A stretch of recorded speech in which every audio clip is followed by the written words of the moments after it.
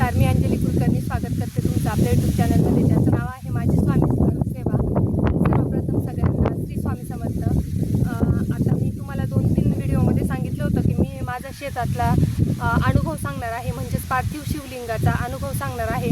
मी 2-3 व्हिडिओमध्ये सांगितलं होतं, पण मला आहे ना ज्या ठिकाणी मला अनुभव आलेला आहे ना, तर त्याच ठिकाणी हा व्हिडिओ करायचा होता, त्याच्यामुळे थांबलेली होती। आणि आजूबाजूला सगळे ऊस लावलेले आहे आणि 2-3 दिवसापासून आहे ना इकडे बिबट्या पण येतोय। म्हणजे सकाळी मिस्टर आले का शेतामध्ये, तर शेतामध्ये त्याचे पावलं वगैरे असतात, मग ते म्हणे काही येऊ नको, आणि माझी इच्छा होती इथेच व्हिडिओ करायचा। तर आज सुट्टी होती, कामानिमित्त मी शेतात आले होते, म्हणजे कामं होते बरेच, त्याच्यामुळे मी आले आणि म्हटलं चला निमित्ताने व्हिडिओ पण काढला जाईल। तर या शेतामध्ये मी पार्थिव शिवलिंग बनवले होते, म्हणजे कुठलीही पूजा सामग्री नाही, कुठलेही वृक्ष नाही, आणि जिथे आपण खरंच जिथे आपण बसतो म्हणतात ना का आपल्यामध्येच स्वतःमध्ये परमेश्वर आहे, परमेश्वराचा वास आपल्यामध्ये असतो, पण तेवढंच आपण आपलं मन निरागस पाहिजे, आपलं मन स्वच्छ पाहिजे, आणि आपण जे पण काही काम करतो ते प्रामाणिक पाहिजे, तरच आपल्यामध्ये परमेश्वर वास करत असतो। याचा मला खूप अनुभव आला। म्हणजे असं काही नाही, आता बऱ्याच वेळेस आपण खूप पूजाचं सामान घेऊन जातो ह्याच झाडाखाली, आणि मी तुम्हाला सांगितलं पण होतं बेलाच्या वृक्षाखाली जर पूजा केली तर किती महत्त्वाची ठरते। तर ते मी 40 दिवसाची ती सेवा केली होती, त्याचं फळ पण मी तुम्हाला त्याचा अनुभवसुद्धा सांगितला होता। पण मी इथे कुठलीही पूजा सामग्री घेऊन आले नव्हते, काहीच नव्हतं, आणि मी ही अशीच बसल्या बसल्या ही सेवा केली होती। सेवा म्हणता मी तर ही सेवा नाही म्हणणार, पण माझा भाव शुद्ध होता, विश्वास होता, आणि निरागसता पण तेवढीच पाहिजे। त्याच्यामुळे मग आपण जी पण काही सेवा करतो ना, तर ती लगेच आपल्याला त्याचा त्वरित अनुभव येत असतो। या शेतामध्ये ऊस, आता तुम्हाला सांगते अनुभव की या शेतामध्ये ऊस लागवडीचं काम चालू होतं, आणि 3 दिवसाचं टार्गेट होतं की 3 दिवसात ऊस लागवड ही होऊन जाईल, पण 15 दिवस झाले पण ऊस लागवड काय आमची झाली नव्हती, पण काही कारणास्तव ती झाली नव्हती। खूप अडचणी आल्या आम्हाला, आणि कुठल्याही चांगल्या गोष्टीला अडचणींना सामना करावाच लागतो, यावर माझा खूप विश्वास आहे। कारण की जरी आम्ही अडचणीतून गेलो आहे, तर त्याचे चांगले दिवस हे नक्कीच येणार आहेत। तर ऊस लागवडीला 15 दिवस झाले होते। सारखे माणसं तुम्हाला तर माहिती आहे असे अंगावर घेऊन टाकतात, आणि ते मग रोजानी येत नाही, आणि ते पण म्हणायचे का आमचं नुकसान होतं आहे, आम्ही हे काम धरून ठेवलं आहे, तुम्ही कधी पण बोलवता। तर अडचण अशी आली का 3 ठिकाणचं पाणी असून सुद्धा आम्हाला पाण्याला प्रॉब्लेम आला होता।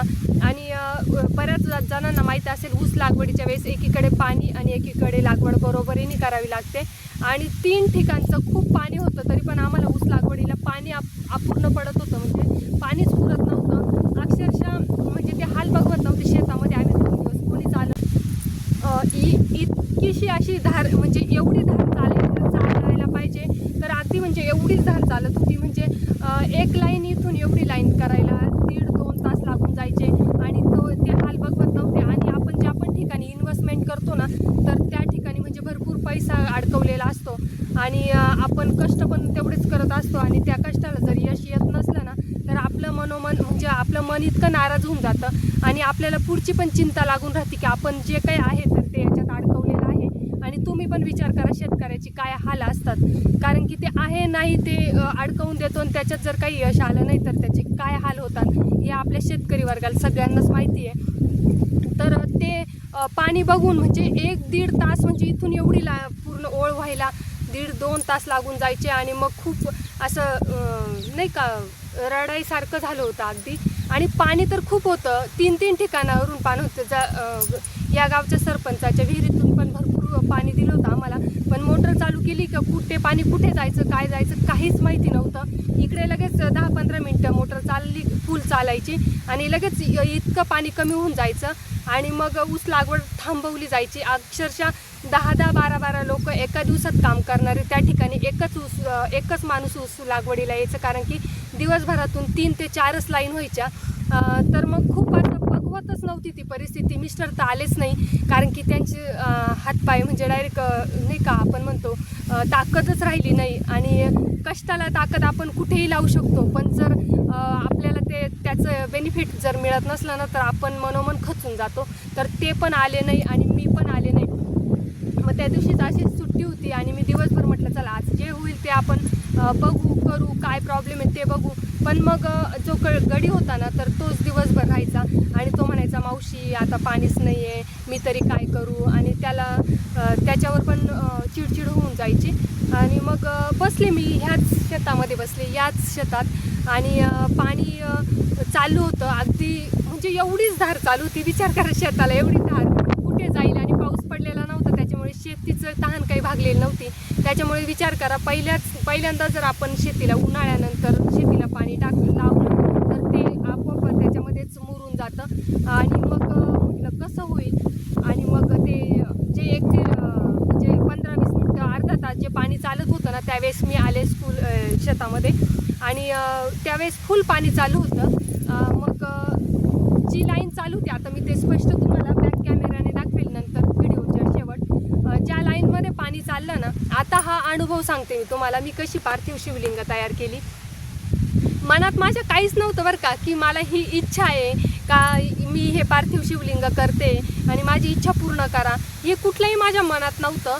आणि मग जी लाईन पाण्याची चालू होती ना, तर त्या लाईनला मी बसलेली बघत होते.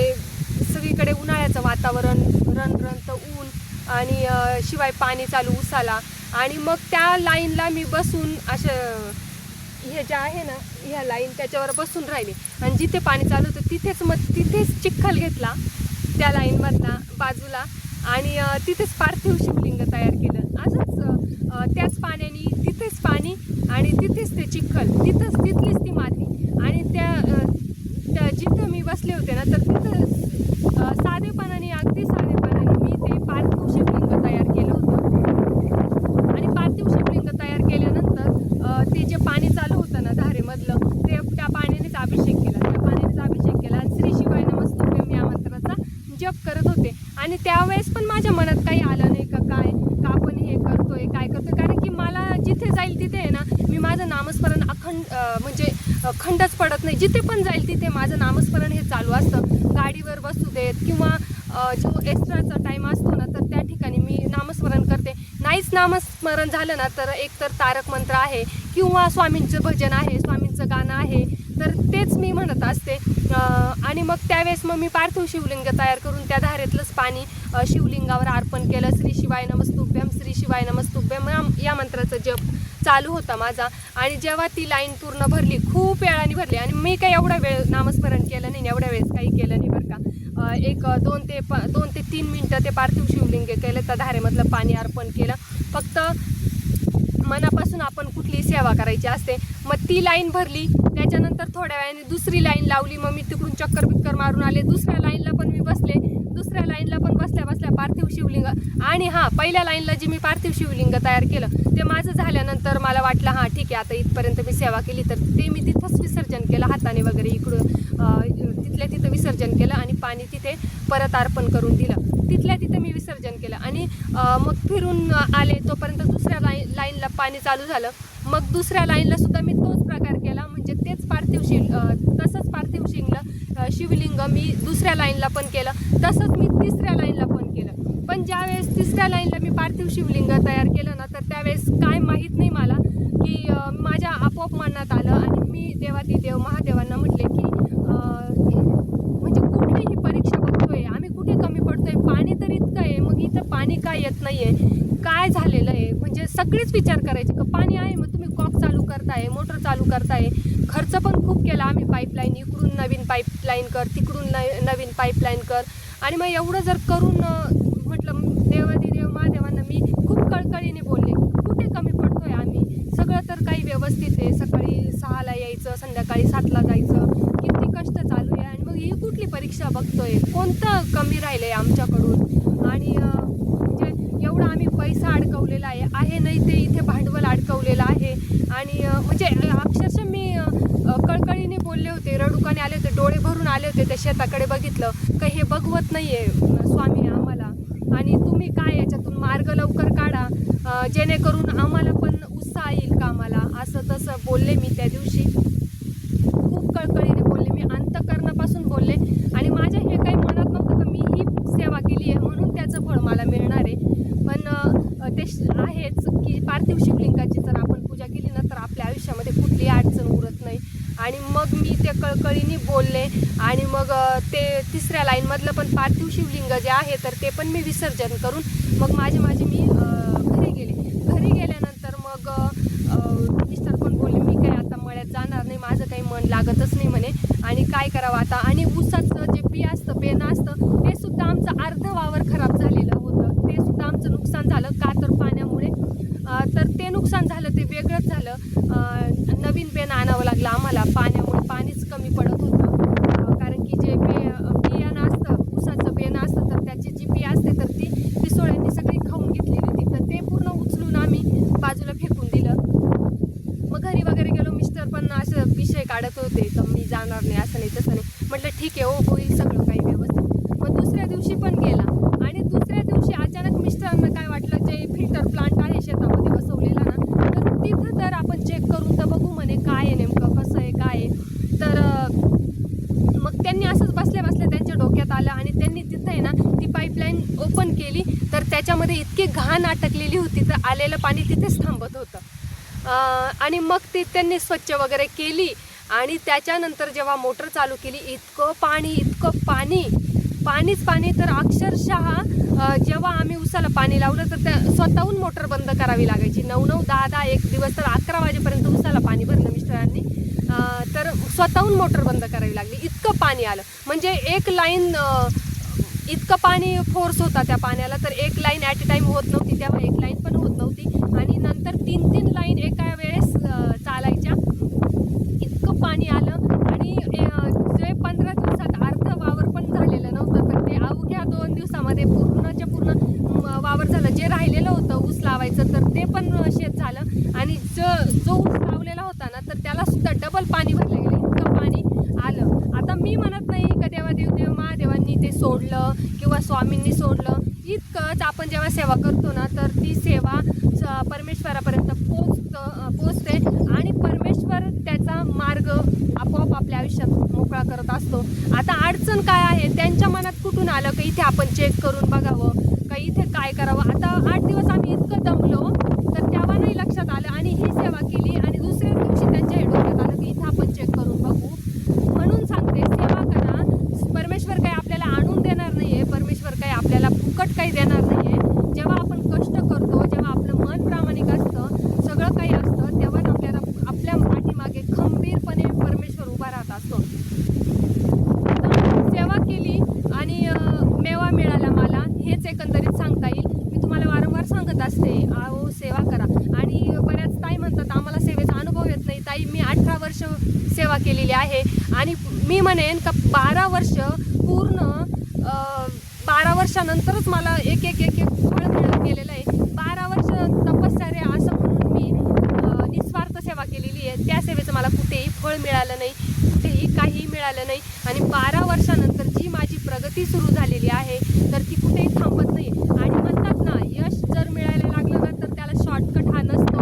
आणि ज्यावेळेस आता मी नाशिकला गेले, काल दिराची वास्तुशांती होती, तर तिथे पण माझं सारखं डोळे भरून यायचे. म्हणजे आता वास्तुशांती ही 10 वर्षातून एकदा केलीच पाहिजे, त्यांनी केलेली होती. कारण की वास्तुशांती जर केली तर आपल्या घरातले दोष वगैरे सगळे निघून जातात, त्यांनी केलेली होती. तर त्यावेळेस त्यांनी घर घेतलेलं होतं ना तर तेव्हा वाटायचं नाही ते सरकारी नोकरीला आहे, त्यांनी घेतलेलं असेल. वाईट कधीच मला कोणाचं वाईटलं नाही, पण एवढंच वाटायचं का आपली तर एवढी परिस्थितीच नाही आहे, शून्य आहोत आपण आणि आपलं कधी घर होणार आहे. आणि आता माझं असं घर झालेलं आहे का जाऊबाई म्हणता का माझं स्वप्न असं होतं, पण मी ठीक आहे फ्लॅट घेतलेला आहे. परिस्थिती कधी बदलेल हे सांगता येत नाही, त्याच्यामुळे मी सांगत असते कष्टाबरोबर सेवा महत्त्वाची, सेवेबरोबरच कष्ट महत्त्वाचे आहे. तर कष्ट तितकेच प्रामाणिक ठेवा आणि म्हणजे अपेक्षा कुठलीही ठेवू नका. 12 वर्ष मी काही अपेक्षा ठेवली नाही आणि आता प्रत्येक गोष्टीमध्ये मला अनुभव येतो, लगेच त्वरित फळ मिळतं. तर कारण की त्यामागचं माझं निस्वार्थ सेवा. आता मी काही माझं हे व्हावं म्हणून मी सेवा नव्हती केली, फक्त एक कळकळीने मी प्रार्थना केली होती की मी कुठे कमी पडते, माझं फॅमिली कुठे कमी पडते, दिवस रात्री इथं आम्ही मेहनत करतोय. तर त्याच्यासाठीच मी खूप कळकळीने बोलले होते. म्हणून संकल्प करून मी काही सेवा केली नव्हती, त्याला कुठलीही पूजा सामग्री सुद्धा नव्हती. तर तुम्ही अशी निस्वार्थपणे सेवा करा, मनात शुद्ध भाव ठेवा. कोणाबद्दलही वाईट व्हावं किंवा काय एखाद्याबद्दल वाईट चर्चा करणं हे सुद्धा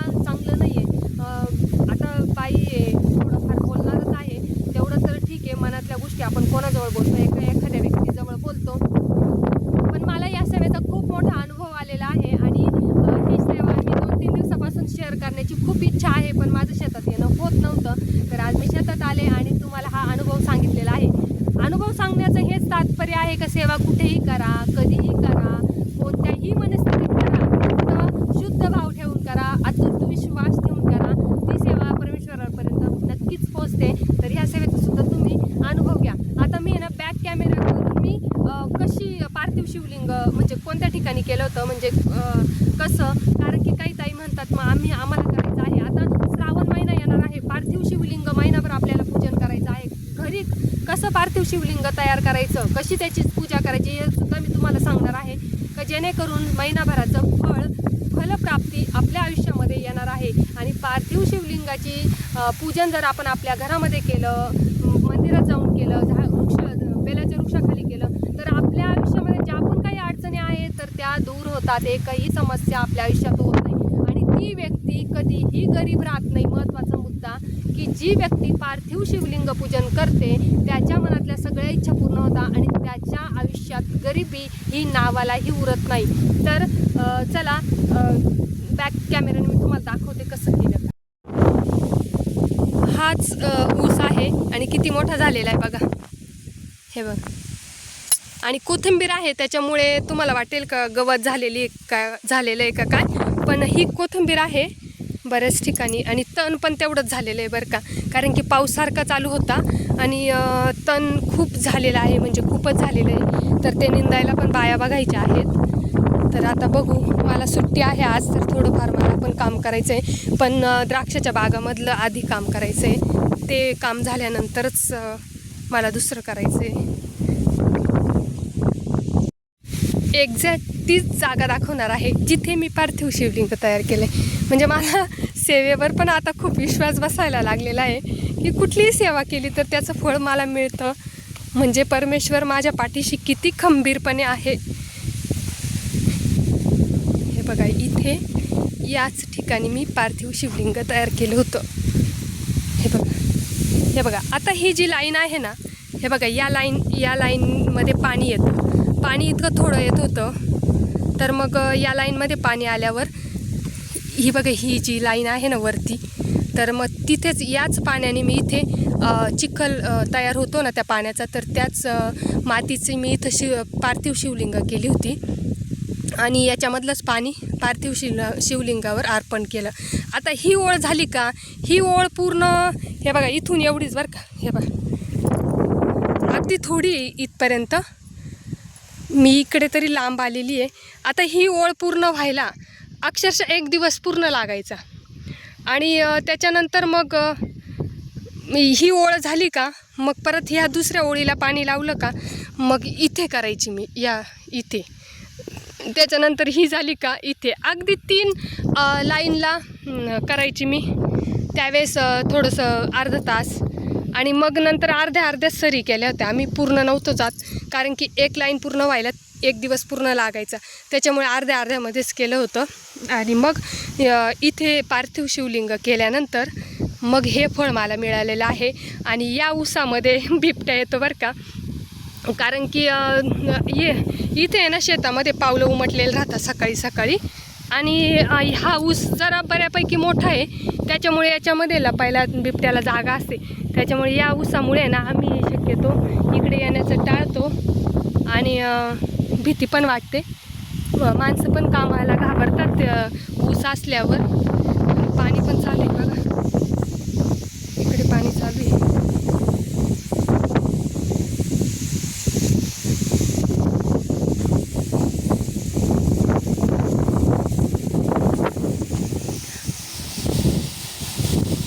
आणि हवा इतकी चालू आहे ना, जर माझा आवाज येत नसेल ना तर समजून घ्या बरं का प्लीज, कारण की हवेमुळे खूप मोठा प्रॉब्लेम येतो आहे. मला अजून एक व्हिडिओ करायचा होता, पण हवेमुळे मी स्टॉप करणार आहे, कारण की तुमच्यापर्यंत क्लिअर आवाज येत नाही. त्याच्यामुळे मी काही व्हिडिओ करणार नाही. आणि करता आला, थोड्या वेळाने हवा बंद झाली तर मी नक्कीच करेल. आणि तिकडे त्या टोकाला चांगली कोथिंबीर उतरलेली आहे तिकडे, तर मी दाखवून बघते तुम्हाला. जरा उतरलेले असेल, दाखवण्यासारखे असेल तर मी दाखवते. आणि कशी आहे हे नक्की मला सांगा. बऱ्यापैकी कोथिंबीर उतरलेली आहे आणि वाटलं नव्हतं म्हणजे उतरेल, कारण की आम्ही सोडून दिलं होतं. ऊन पण खूप होतं आणि पाणी नव्हतं, त्याच्यामुळे कोथिंबीर येईल असं वाटलं नव्हतं. आणि अजूनही शक्यता कमीच आहे. किती पाऊस येतो किती नाही त्याच्यावर डिपेंड आहे आता, कारण की पाऊस जर जास्त झाला तर कोथिंबीर खराब पण होऊ शकते. आणि कोथिंबीर बघा, हे बघा अशी आहे कोथिंबीर. हे बघा ही उतरलेली आहे आणि बघू आता त्याला पण लक लागेल. आता लक असलं, नशीब चांगलं असलं आपलं तर त्याला भाव मिळेल, जास्तीची क्वांटिटी निघेल. तर असेल नशिबात तर होईल, कारण की कोथिंबीरीला म्हणजे शक्यता 90% आम्ही सोडून दिली होती का कोथिंबीर येईल म्हणून. तर बऱ्यापैकी उतरलेली दिसते. बऱ्याच ठिकाणी आहे, काही ठिकाणी फेल गेली, म्हणजे काही ठिकाणी नाही उतरलेली, काही ठिकाणी छान उतरलेली.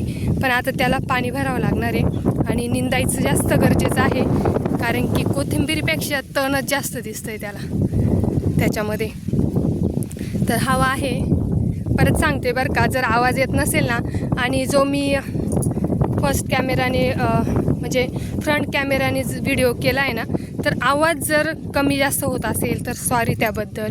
हवेपुढे आपण काहीच करू शकत नाही. तर खूपच छान कोथिंबीर आहे, असं वाटतं लगेच तोडून भाजीला घेऊन जावी. तर या तुम्ही पण कोथिंबीर तोडायला, घरची कोथिंबीर घ्यायला या, जवळपास असेल तर चला.